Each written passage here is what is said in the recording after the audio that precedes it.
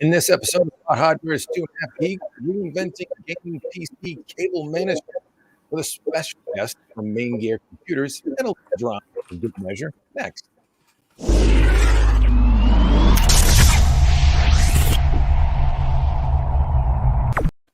Welcome back, ladies and gentlemen, to yet another fine episode of Hot Hardware's 2.5 Geeks live stream. I'm Dave Altavilla. Good to see you all again. Back here Wednesdays at 5:30. With me, as always, the incomparable, effervescent, and bubbly Marco Chiappetta. How you doing, pal? I am doing all right. I am doing okay. I got to say, there's a little funkiness with your audio, so double check you're on the right mic, but I can make you out right now. Interesting. I will have to check that. I'm going to switch in a second then. I'm wondering why. I should be on the right mic. Anyways, also with us in the knobs and dials area is Chris Getting. Chris, how you doing, buddy? Doing good. How about you? I am on the right mic, last I checked, so I'm not sure what's up with my audio. It is sounding better now, so I think it's just clear. It might have been a StreamYard whatever thing. It was. I think it's the hamsters on the treadmill at StreamYard doing it again. Who knows? StreamYard is what we use for the interface here, and it's actually pretty slick. Usually don't have any problems with it. But let's stop digressing. Everybody's doing great. We're in the ramp up to CES. Getting all kinds of busy with no shortage of meetings and things to cover already, losing sleep at a rapid pace. But with us tonight for a refreshing change of pace is a good friend for many years, Wallace Santos, CEO of Maingear Computers. How you doing, Wallace? Great to be here, man. Thanks for having me. Yeah, it's great to see you again. It's we haven't seen you in the real in years, thanks to our friend the pandemic, but we always stay in touch with you. We've known you for a long time, been doing business with you and working with your systems and getting them in for review here for, heck, do I want to date us, Marco, for well over a couple of decades, maybe 15 years, maybe not quite far back as 2 decades, right? Yeah, as long as Maingear's been around, I think we've been checking out their system. Yeah, we're older than Maingear. It's always been a pleasure to meet with you guys and hang out, during the trade shows. I'm looking forward to seeing you at CES actually. So it's we're finally gonna get together again after a couple of years, right? Yeah, it's been 2 years since the pandemic took off, right? So it's weird times. Yeah. I'm actually going to be the only one heading up for our team this year. We're going skeleton crew, and I'm the lone skeleton. But are you going to have some folks out there? It'll just be myself and Ron. Same deal, right? We're not going to present anything at CS this year. Going just for meetings. Actually, I haven't even booked my hotel yet. I wasn't sure if it was going to happen or not, or if we're going to have enough meetings or not. But apparently, all of a sudden, everybody wants to meet. So we'll be out there. Beautiful. Well, for folks that haven't met you before, don't know enough about Maingear Computers, you probably should. But let's start with you, Wallace. Let's talk a little bit about your history, how you started in the business, I guess how you founded and started up Maingear Computers, and sort of a background check on you, if you will. Sure. Thank you. Long story short, an enthusiast, just like probably most of your readers and viewers. Just literally started a business, out of the basement, essentially. In my case, it was a garage. But basically, I had a bad experience with an OEM, decided to start my own thing, after, a beautifully long and a hard journey. We're here, and it's been exciting times. Last 10 years, I would say, was when really when we had the recognition that we think we deserve, and it's basically a hobby that turned into a business, and I'm just happy to do what I love, man. It's every day we're doing what we love here. That's awesome. Yeah, and we've been to your shop a couple of times. You have a new shop now. We heard you moved and expanded a little bit, which is great. But we've actually seen the production floor, and right, Marco, we toured that thing, and it's pretty impressive. You actually set up your builds and your build stations with your techs, kind of like an automotive assembly line almost, and it's got that kind of vibe. Guys are wearing the shirts. You got the whole style going on, plus a very specific process in place that looks well orchestrated. I will say that. Yeah, I mean, we, basically the reason why I'm in business is because I combine two of my favorite things in the world into one, right? Which is automotive inspiration, automotive racing inspiration, and computers and gaming, right? So that was the idea. Is basically, how can we build computers in a Ferrari-like garage, right, where everything is just very neat, where the facility and the employees are proud to be in the place, right? So it's just a happy environment, good environment. I think always translates into essentially a good product, right? So good culture, good environment, great engineering behind our products. Overall, you get a full picture of what we're trying to build. But yeah, the new facility is really nice, and I'm hoping you guys can come visit us. We're now in Warren, New Jersey. And, we've expanded quite a bit. Obviously, the pandemic, in our case, people need PCs. So we have much higher demand throughout the year, throughout the last 2 years. And, and we're here to just basically serve our customers. Awesome. And your core, I guess, customer base is enthusiast gamers. Is that a fair assessment? Or I know you cover all kinds of, from workstation to professional applications as well, but the meat of your business, catering to gamers, I would say, right? Yeah. Everything, we design everything with the gamer in mind, right? That's why we're in business. Now, there's a very close correlation between gaming and like a high performance workstation. Essentially, it's the same principles are applicable to each other, right? The differences would be, basically like some of the hardware would change, right? Like Xeon processors or Threadrippers versus, the standard, stuff. But I would say that like 95% of our, probably less, I'll say like 90% of our business is consumer gaming. And the other, 8 or 10% is workstations, high performance workstations. Awesome. But the interesting part is that, building a really good workstation is pretty much identical to building a really great gaming PC, right? Because it's not just the hardware; it's also the acoustics, it's the thermals, and the final execution really matters, right? Now, if you buy a workstation from other places, they're just worried about the hardware and delivering the performance, which is great, but we worry about everything else as well.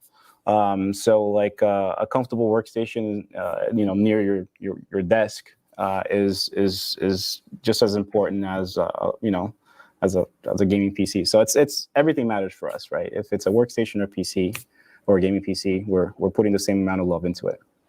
There you go. All the love. Marco, before I move into the main event, did you have any questions? I didn't mean to monopolize Wallace on you there, kid. Oh, no questions. I do want to say, if you go way back on the channel, we have a tour inside the original, the previous Maingear location. So there's a full tour. We show every station from where they build to how they did their software images back at the time. I think we might have had a little spy footage of where you were printing some panels, but I'm not sure if we actually published that. I might have just given something away. But yeah, there's some really cool footage from inside Maingear. There's a couple of videos from when Dave upgraded his rig to the 5950. I'm sorry, no, when he built his first Maingear rig. And then way back, we did a tour of the facility as well. So there's a couple Maingear videos on the channel. That tour video might be like 10 years old now. It might be. I just dropped the link. I have hair in that video. I think you did 2 tour videos with us. I think the original one was over 10 years ago, which is crazy. Yeah, I dropped the link. I dropped the link in the chat. Hit it later. Stay here with us. Don't hit it right now. And but yeah, that is we did. We had more hair and probably a few less wrinkles. At least Marco and I. You haven't changed. I don't know how you don't age, by the way, Wallace. I'm getting the white hairs on the side. I'm getting there. I'm sure I'll get there. There you go. But if my God, it was 10 years ago, by the way. I just looked. Did you? Yeah, it was 10 years ago. Oh my goodness, time flies. But if you know anything about Maingear computers and the builds that you guys put together, you would also note that internally, and if you look at the builds themselves, whether they be more of a mainstream build like the Vibes, or some of your really exotic builds that you do with some serious closed loop liquid cooling, the overriding theme is this immaculate build quality inside the machine. And the way you guys, achieve that, not only through custom design tweaks to chassis, but cable management as well, right? Yeah, it's not just cable management. It's even the overall engineering. On some of our systems, we're engineering the chassis and the cooling system in tandem, right? So we want to make sure that we're very space efficient with everything that we're doing or that we're going to eventually ship. So and obviously, when it comes to cabling, it serves a couple purposes, right? First of all, it shows that we're putting a lot of love, time and effort into your build. So just from the pure craftsmanship perspective, it really matters to someone that's buying a gaming PC, right? To a gaming enthusiast. You don't want like a really expensive or a really high-end build sitting on your desk that looks like a rat's nest, right? It doesn't speak gaming, and especially for us, we're old school. We always took pride in what we put out, right? And as an enthusiast building a computer in my basement, I want to make sure that it's beautiful. Or if I'm spending my hard-earned money on a new product, I want to make sure that it's built with care. And that's where we talked about the facility and everything else matters, because it comes down to craftsmanship. So craftsmanship aside, then there's the functionality of it, right?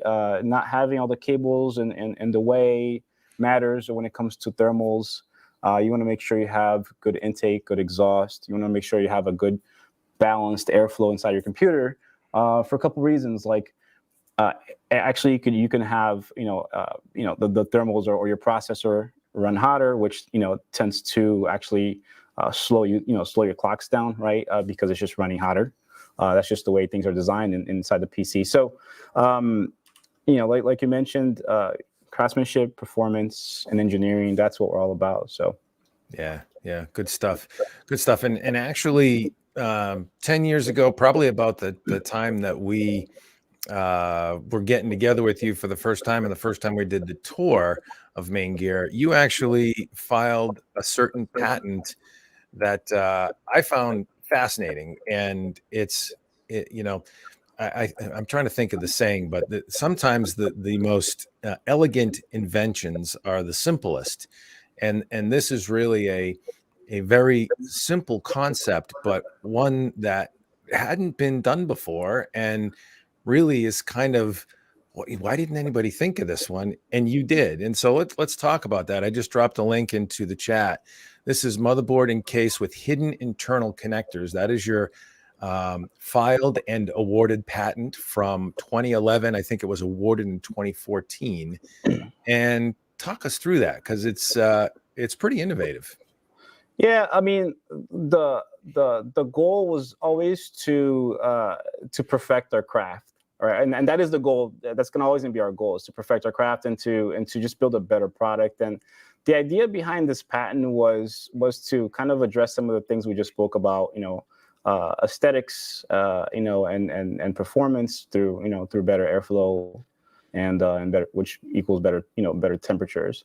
So yeah, at the end of the day, my goal here was to eliminate all the visible cables inside your desktop. Like, I just think it's so ugly, and we've perfected the craft of making the cables look good over the last 20 years, right? We want to make sure, we learned how to sleeve cables, and we learned how to tuck cables away out of the way to show how beautiful our hardware is. So the idea was, well, why can't we just hide all the cables, period, right? So basically what we've patented was, soldering the connectors on the opposite side of the PCB, in this case of the motherboard, and plugging all the cables in through the backside instead of the front, right? So that way it's very straightforward, and it's a simple idea. And I was awarded the patent. I tried, shopping the idea around. Basically, and my idea was never to hold it for Maingear only. It was always to try to open it and hopefully have all of the motherboard manufacturers embrace it. I've even pitched it to companies like Intel and AMD to make it part of the ATX spec in the future. It sounds silly, but it's such a simple idea that I think we've been doing this for such a long time already. So why not just change the way we do things? If you think about the ATX platform in general, right? We're like patching this old platform for such a long time. And we're doing stuff today that ATX was not designed to do, right? So think about the thermals that we're putting, these like, PCI Express standard was created, or AGP, right? Or whatever, it was created to house like a 1 pound GPU, not a 25-pound GPU like we're shipping it. It was designed to, it was designed for like a 45-watt GPU, not a 250-watt GPU like we're shipping today. These processors, right? They're like up to 150. Some processors are shipping at 225 watts. So, it's very easy to go and design a completely new spec, but that would be also counterintuitive because now, upgrading your PC would be pretty much impossible, right? If we have a completely new motherboard spec. Compatibility, there's all sorts of challenges that would happen. So why not just try to incrementally make what we have available better without making it very proprietary, right? So like, for example, in theory, if you buy a Maingear PC with this patent, right, with the motherboard, with an ATX board, with the connectors on the opposite side of the board, and 3 years from now, you say, okay, I'm ready to upgrade my PC. Right, I don't want to buy a new PC. I just want to put a new board, new processor, new video card in, and keep the chassis and whatever. You're able to do it, right? Yeah, because it's not a proprietary standard. You can still get a regular motherboard, take that Maingear motherboard out with the patent, get a regular motherboard and plug it in through the front if you want, or buy a board that has the same connectors in the back. So it's unlike some of the OEMs, right? Some of our competitors, they want to lock you in, and more importantly, they don't want you to upgrade, right? I was reading a quote from the iFixit CEO, and he was talking about how PC game, the gaming desktop is the gold standard of rights to repair or whatever. It's a big thing now because of Apple, right? So that was the whole idea. The whole idea was just basically to get something simple, something that we're already doing for a long time, and just make it easier for people. Yeah. The Fruity company doesn't like people mucking with its hardware too much. Let's just say that. They want you to buy something new every time. And look, our intentions are not that. Our intentions is we're just doing this stuff because we love it, right? And if you buy a brand new Maingear PC today and you want to open it tomorrow and upgrade it or tinker with it, it's totally fine. As long as you don't destroy it, we'll still warranty everything. So. Yeah, no, and it's a very interesting design that, on the surface, as you noted, it still conforms to the ATX, form factor specification. It's disruptive in a way because it also does force design changes for the chassis to accommodate rear mounted connectors. And then, certainly the motherboard guys are retooling that have to flip those connectors and, flip polarity on them on the other side of the motherboard for 3-hole components. But it's not that much of a departure. As you noted, it's just an incremental update. Yeah, even if you want to just Dremel your chassis out and use one of these boards in it, it's totally easy to do, right? So it's not, it's not something that's completely, alien in this case. Right. Marco, dive in there. I know you have a few questions, and then I'll drop in the second part of this saga into the chat in a little bit as well. Yeah, no, I was going to say for guys like us. I've taken pride over the years on how clean some of the systems that I've built. And, you learn some of the tricks to hide cables and, where you're going to route this, where you're going to tie that down, where you're going to do that. But it just makes sense for the standard connectors that every system has, just flip them around. I would think that when you were pitching this, Wallace, that most people probably reacted the same way. Yeah, this makes sense. But then maybe it got a little daunting trying to get the rest of the industry on board, because you do need motherboard folks on board, the chassis folks on board, potentially power supply manufacturers on board, so their connectors aren't too deep. Did you ever get to that stage where you were pitching all of the other players in the larger ecosystem as well? Yeah. The problem, I would say the problem with, key decision makers, especially in these larger corporations, is that they go after the numbers. They don't go after the love or the emotion, or they're not in it the same way we are in it, right? So like when you pitch this idea, when I pitch this idea to these key executives, they're basically saying there's no market for it, there's no demand for that. And I'm like, yeah, no shit. There is no market for it because I own the patent and we haven't executed because nobody wants to execute it together, right? So it's kind of like the chicken or the egg situation. And when you talk to, I'm not going to say bean counters, but these bean counters, that's all they care about. They care about, they follow the trends that are existing and they're not trying to set trends, right? So from time to time, you'll get companies that will risk it, or you'll get engineers that will risk, certain, even their jobs to make things innovative, right? Because this world is ran by engineers. I mean, look at what Elon Musk is doing, right? It's incredible. Yeah. So, and at Maingear here, we like to say that we're all kind of like engineers at heart because we're just tinkerers. This is what we're doing for a living. This is what we do for love. So, I got laughed at pretty much every single time I pitched the idea, and while it was technically viable and technically, doable, everybody said, there's no market. We don't think we want to invest in this idea or even build a motherboard with this. It's so funny that you say that now, right? Because Dave's going to bring up this whole kerfluffle from yesterday, and the reaction to the news that broke yesterday seemed overwhelmingly positive, that people were like, wow, that's cool. So I wonder if with the bit of difficulty that you're going through the last couple of days, maybe it's opening eyes. I'll shift to you, Dave, because I know that you want to show off what kind of kicked this conversation off. Yeah, no, it's interesting, and Wallace, what you're describing is the classic corporate show us the business case. And I feel your pain, man. I mean, I was a semiconductor sales engineer for the better part of 20 years. And that was always the thing I would do when a customer would have a semi-custom requirement for a chip or something like that. It was like, show us the business case, Dave. We don't need to invest in that. There's no market.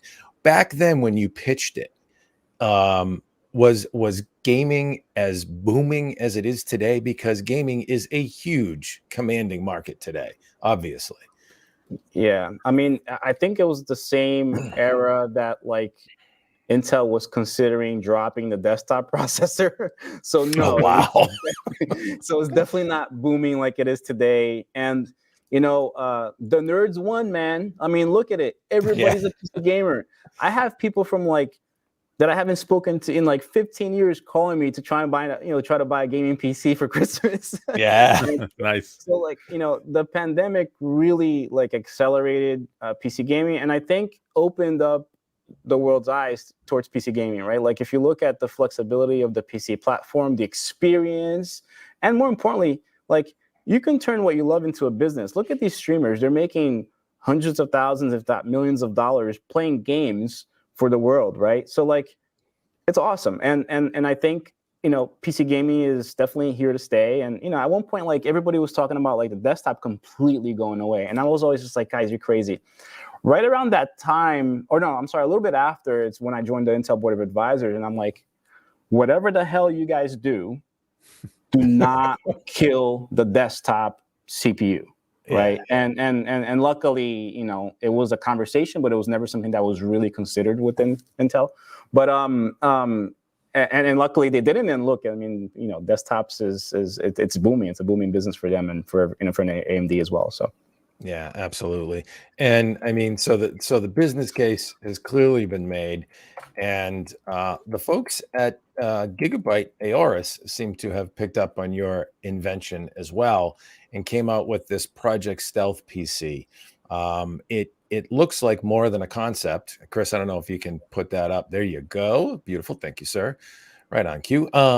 So yeah, it looks like more than a concept. Obviously, those are renders. but we've also got pictures in this article that I linked in the chat that show actual metal chassis, not just renders, and with the motherboard having the connectors on the rear side.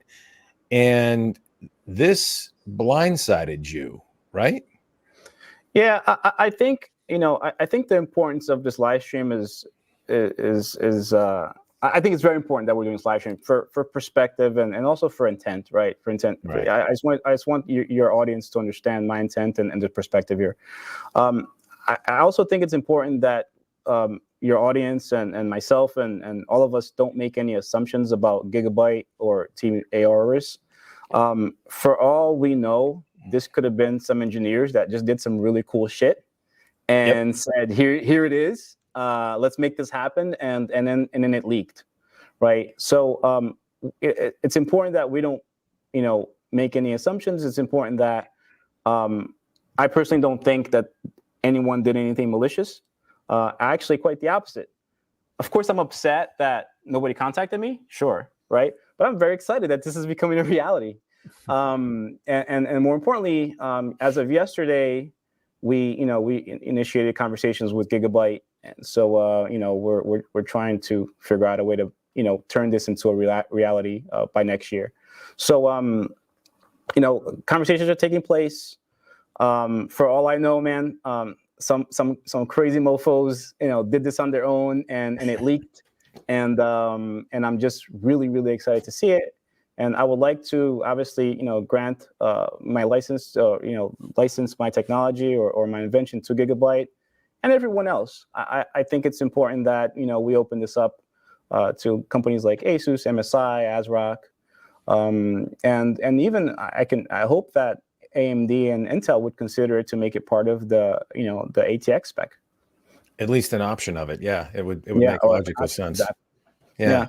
And if you think about it too, like even for like tier 1 OEMs, guys like Lenovo, HP, and Dell, they can make a lot more PCs a lot faster that look a lot more beautiful with this patent, right? So like if you look at all these, shitty looking PCs in Best Buy when you walk in, which I don't think that represents gaming very well, and you look at the rat's nest inside, when you're walking by these PCs, imagine, they all looked, like a Maingear PC. I think it would be great for the business. Yeah, I think you're right. I was just going to say, so it just two points that I wanted to make. First, Wallace sort of just took a little of my thunder there. This invention would basically make the larger big box PC builders, it would make their job easier, right? The hard part in what Maingear does is that meticulous attention to detail. We've said it in every review. I think I've said it in articles that I've written for many years. That's what separates like a build, something that Maingear does. It's that attention to every single detail, and the wiring on both sides of a Maingear build looks amazing. Even the parts where you may not see till you remove a panel, the wiring is immaculate. It's beautiful. Using this tech would essentially make the OEMs, the large OEMs jobs easier. So I would think they'd be into it.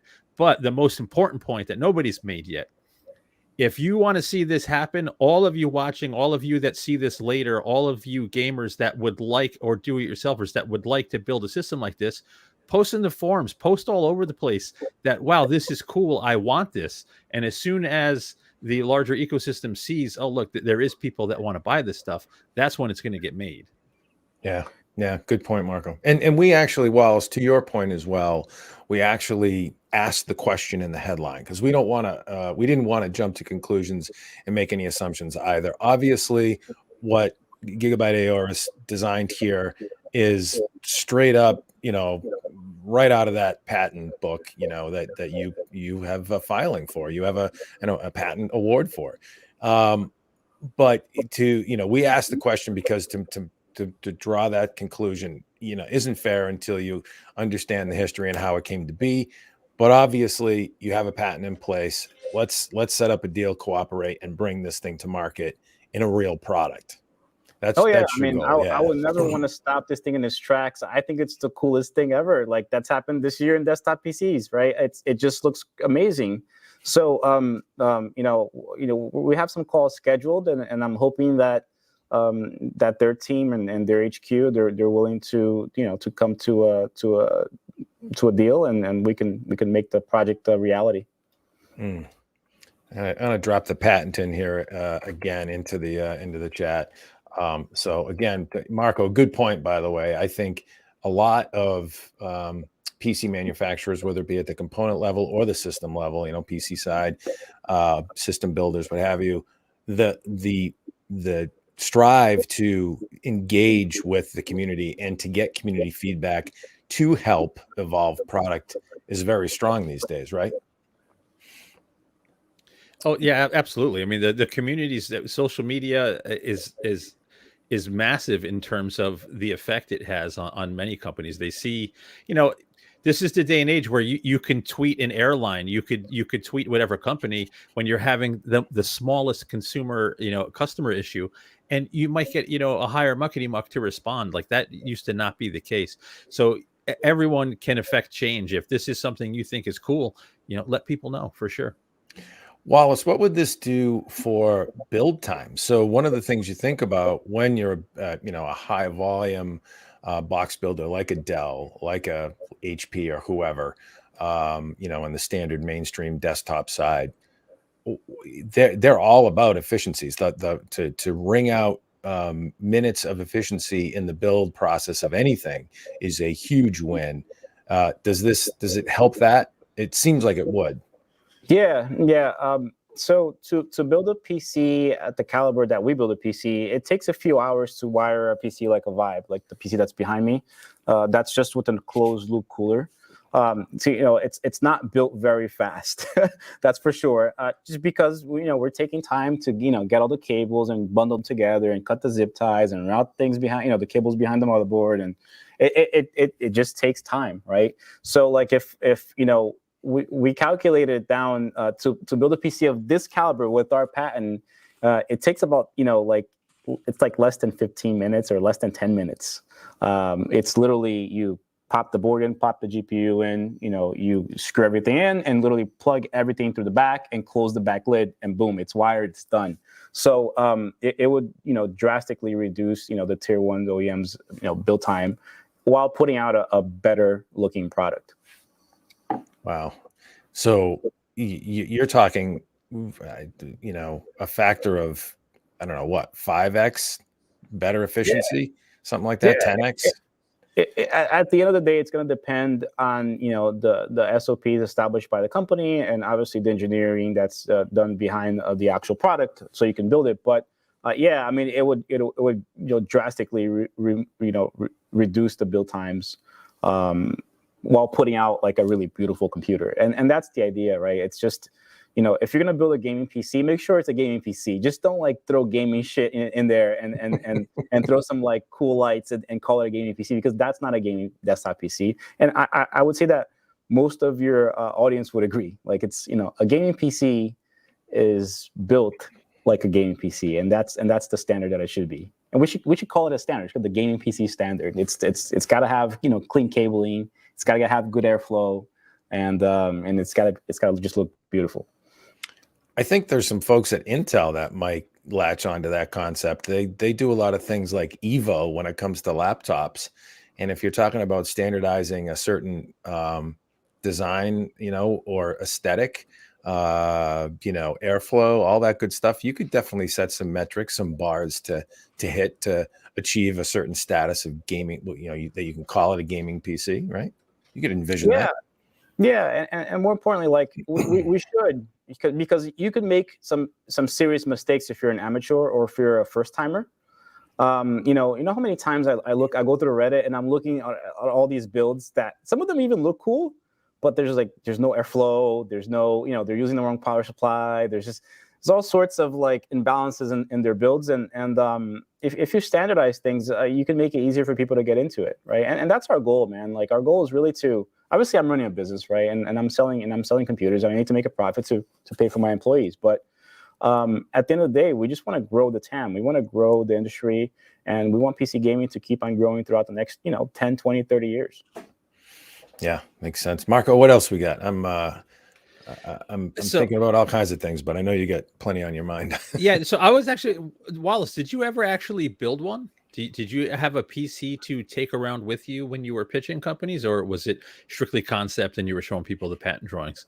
I did. We did build one. We basically hand soldered, the power connectors and the USBs. It was not a working prototype, on the opposite side of the board, just to show people what we can do.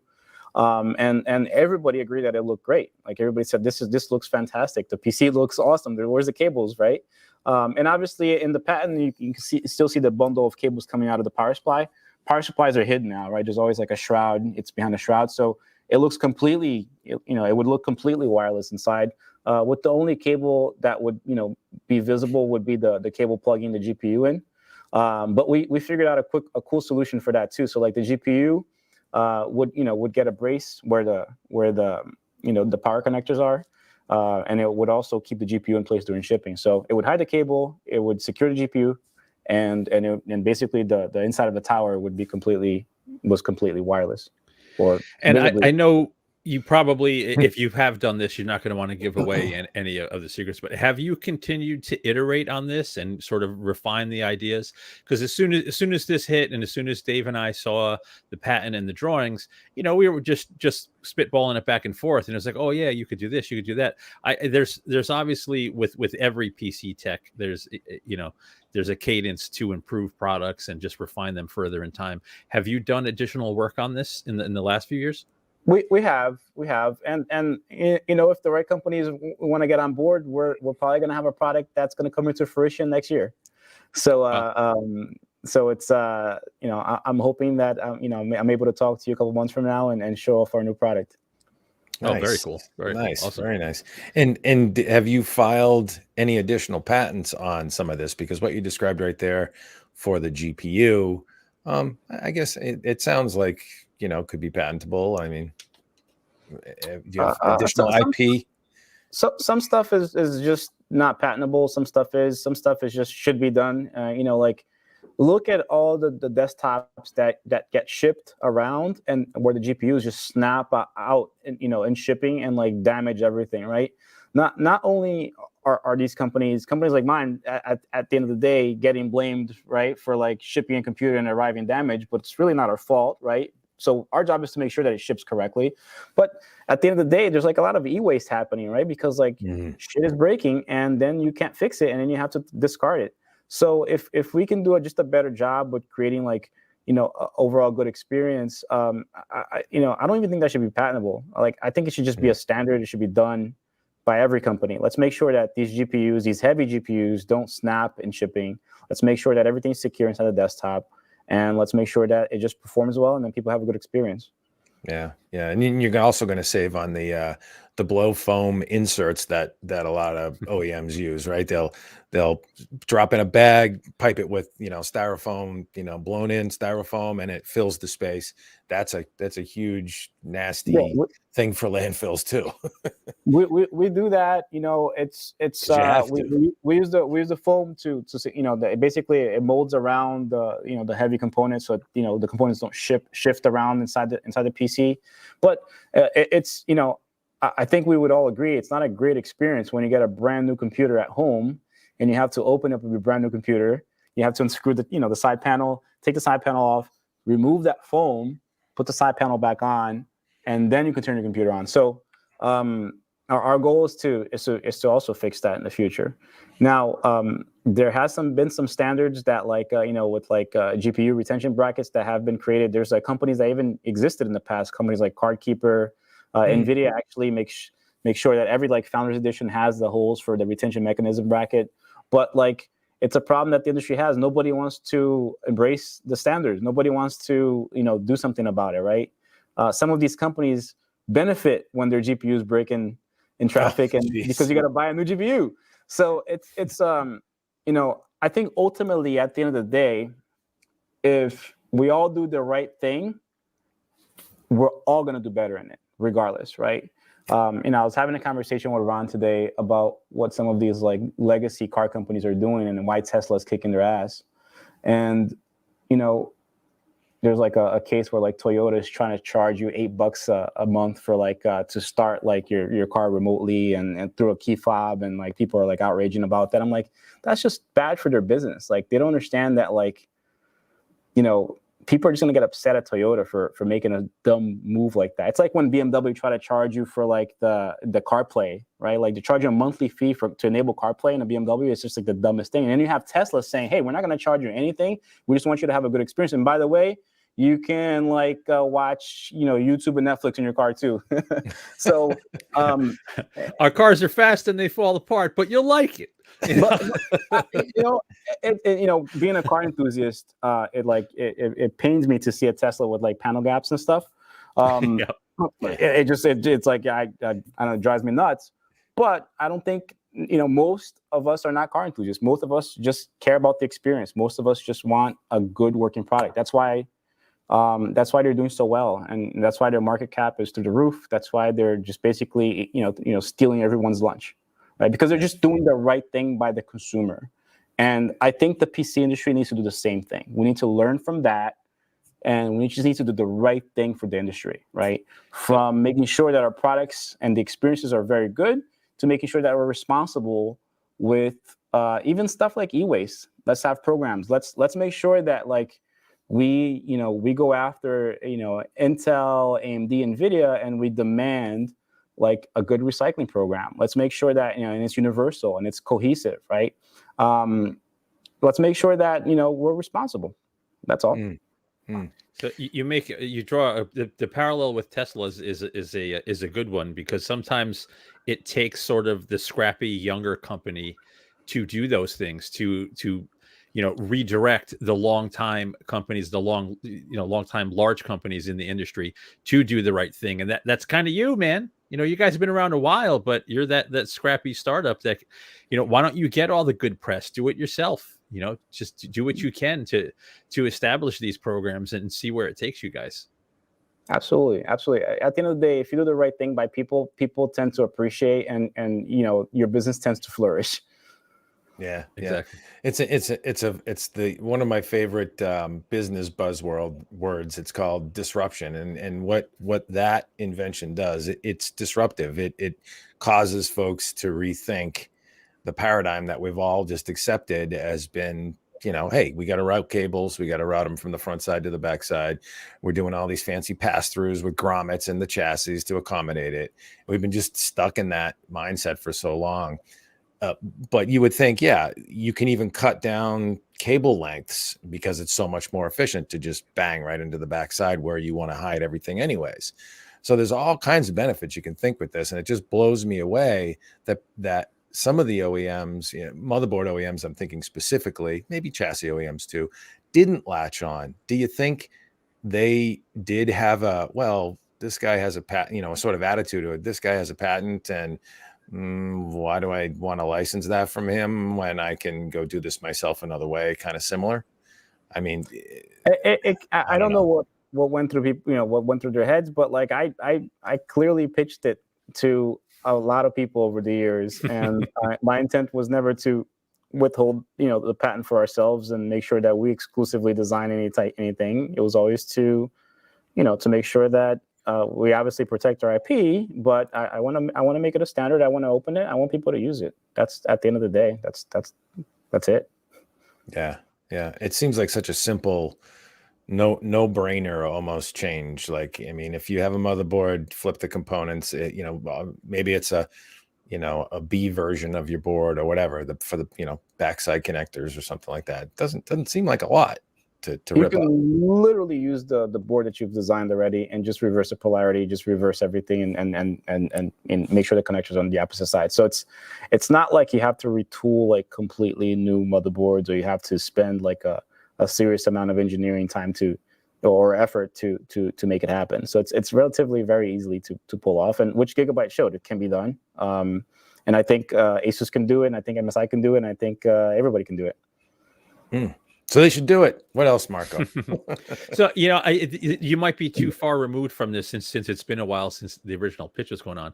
But when you guys built your prototype just to show it off, what kind of problems did you find after the fact? Like as you were assembling and you go, oh, we should have done that different. Were there any kind of gotchas that came up when you guys were building the prototype? Yeah. So like the panel gap between the panel spacing between the panel and the motherboard backplate is important. So some of, like, for example, like some of the power connectors are not designed to go behind the motherboard tray, right? And in between the motherboard tray and the PC panel. So having extra space between both was very important. So it makes the chassis a little bit wider. But if you do design like custom connectors, and this was at the time. Now the connectors are slimmed down anyway. So if you design custom connectors and stuff, or L connectors, you can solve a lot of these issues and still keep a slim profile. But there's nothing that we found that was like a deal breaker or that was very challenging. It's like I said, it was something very straightforward. It's very easy to execute. I just, like I said, man, I just needed some people to open up their eyes, and it seems like we have some traction now. So let's see how it goes. Yep. The reaction to the post, like literally almost every comment I saw was like, wow, that's cool. That kind of reaction is what's going to open some people's eyes. Yeah. Let's give it to the DIYers. Let's make sure that let's demand from Gigabyte that they ship a bare bones kit that people can buy, right? Like motherboard chassis combo that's enabled so people can get into it. And then and then if you have a chassis and just want to buy the board and Dremel it out, great, do that too. It's it's very easy. Yeah. And you folks do custom chassis or semi-custom chassis designs with chassis manufacturers all the time. So you can handle the chassis modifications that need to be done for backside mount, cable mount yourself, right? You can bring that to market for Maingear, but you need a motherboard to support it.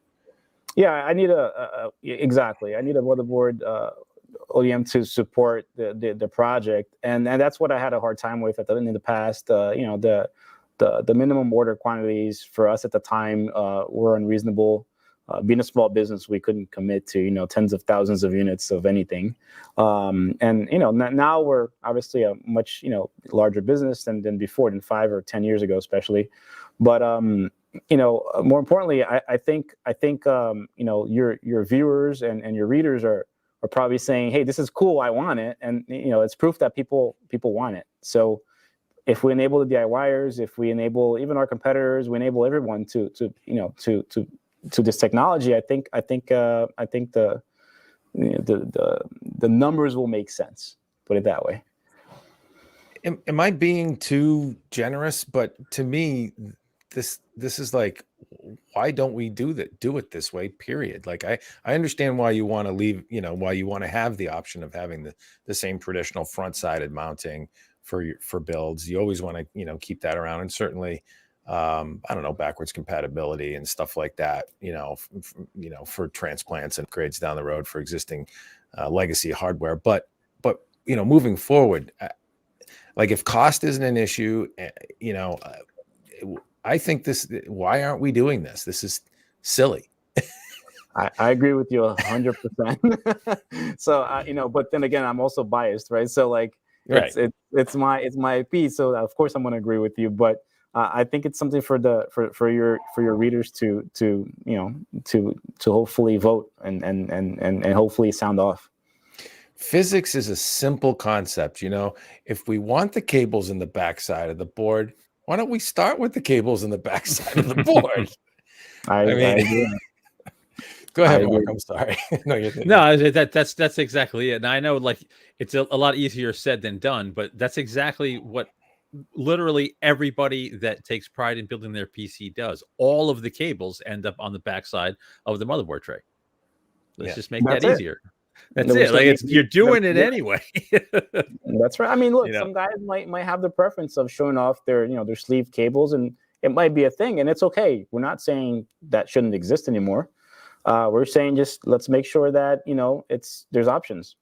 That's all. You just opened my eyes, Wallace. It's the sleeved cable. Oh, lobby they're submarining that you. put Yeah. they put the kibosh on you. That's what it was. That's right. Yeah, it's the cable sleeving companies that they stopped us in our tracks. That's right. There's They're not gonna always buy a our braids conspiracy in the anymore. background. Yeah. Yeah, you don't need the braids. It doesn't have to look pretty if it's tucked behind the motherboard and it's behind a chassis. Well, I guess if it's on the backside, if you have a window on the backside, that you might want to have some pretty looking cables back there. But why not? Yeah, Yeah. exactly. Why not? If you have some like really beautiful short runs that go straight to the motherboard in the back side or in the opposite side of the motherboard, it can just be as beautiful. There you go. There you go. What else? What else with this, Wallace? What have we missed? Is there anything else? And then I guess just maybe summarize what have you heard? Have you communicated with the folks at Gigabyte and ARS, and are they going to come to the dance with you here and make this thing real? They instantly replied to me yesterday, and then we did a short Zoom call where we had a really good discussion. Now, these were not the key decision makers in the company.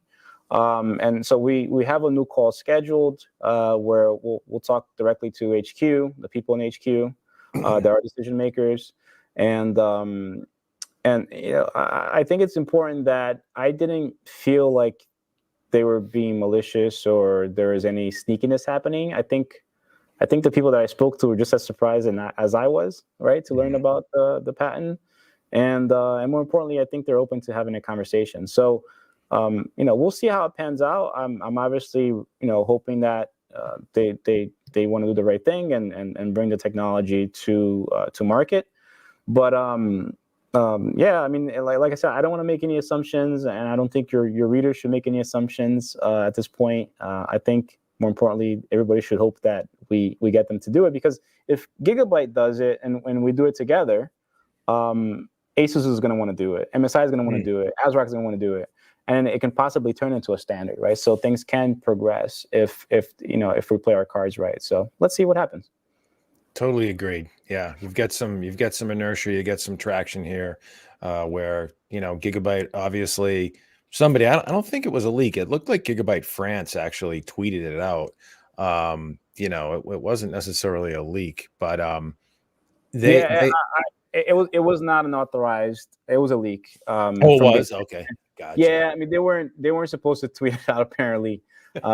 Which I think it was a good thing that it leaked out, right? Because imagine this came out, the product itself came out next year sometime. I think the conversation would have probably been different. I don't know how it would have been handled. So the fact that we caught it now and we're trying to make sure that it complies and make sure that the technology is done correctly. It's an important one, and look, it looks amazing, right? So I'm hoping this comes into fruition, like I said. Yeah, no, absolutely. It would seem to me that the timing of it is coincident with CES. You would think that this machine, I'm hoping maybe it's going to be there, but you would think that this would be a sort of a highlight show kind of product where they'll have this on display and people would be going, wow, look at that. That's the way cables should be done in a gaming PC. That's how PC should look. I agree with you 100%. Yeah, good stuff for sure. Well, Wallace, before we let you go, we're coming up on the bottom of the hour here. I'm going to drop a link to your desktops. But what's new and exciting for you guys? Maybe what can we expect at CES? Anything new you want to plug here since you get the floor, buddy? Yeah, I appreciate it. So, if you want to have a discussion, if you're from the industry and want to have a discussion with me about this, you can reach out to our company directly. Just email us. I'm not going to give you my personal email because I might get spammed, but just go to sales or support at Maingear.com and say you want to talk to me about the patent, or reach out to me on Twitter, Santos_Wallace on Twitter, and I'll definitely respond to you. Concerning CES, we don't have any major announcements at CES this year. We're going to probably hold our own event here at our facility. We're aiming for like late Q1, so expect to get an invite from us so you can come visit us here. And we're going to have some really cool announcements sometime next year. But as of right now, obviously there's, it's just a bad time to launch new and exciting products because of the shortages that's happening, right? We just can't buy enough of anything right now. Like, the demand for CPUs, GPUs, DDR5 especially, it's just through the roof. We can't buy anything. And, so it's, we don't want to create too much excitement and not be able to deliver, right? But our products, obviously, they're there for you to purchase today. I appreciate the time, man. Yeah, it's good to have you, buddy. Before we let you go, you actually touched on something that folks might actually be interested in hearing your view on the shortage.